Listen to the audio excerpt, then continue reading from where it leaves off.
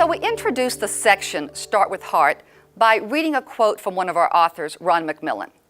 And Ron tells us that the outcome or the success of our crucial conversation has less to do with really our level of skill and more to do with the intention or the motive into which we enter into the crucial conversation.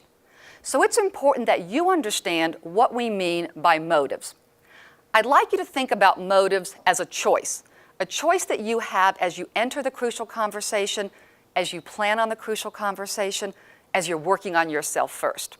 And we have two sets or categories for how we define or describe our motives. We have what we refer to as our unhealthy motives, and then we have our motives or our goals of dialogue. So let's talk about the difference in the two of these. An unhealthy motive, which I often refer to as an unproductive motive. What do we really produce when we're focused on, I really want to be right? So when we have an unhealthy or an unproductive motive, we're more set on wanting to make sure that we're right, which makes the other person wrong. We get things our way, which means we don't get to do things other people's way. We maybe want to avoid a conflict or blame or punish the other person.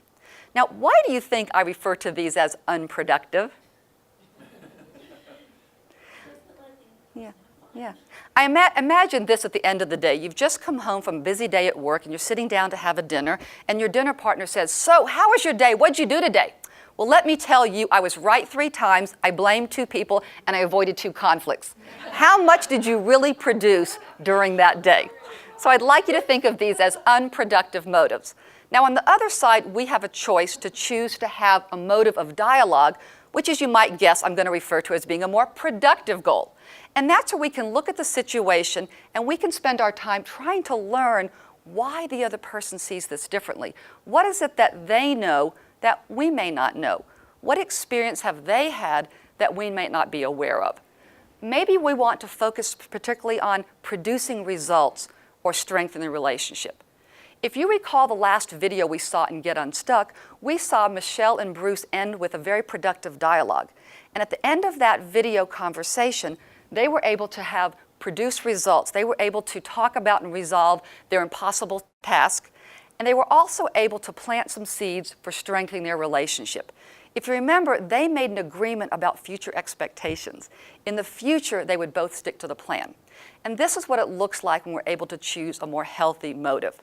Now, you see a question up here, and I think you can read for yourself, but what difference do you see between these 2 columns or these 2 sets of motives? What's the difference? More inclusive. Yeah, more inclusive. If you'd write down in your toolkit the following words, under unhealthy motives, write the word me. These are me motives. It's all about me. Under motives of dialogue, write the word we down. This is all about we, or it's all about us.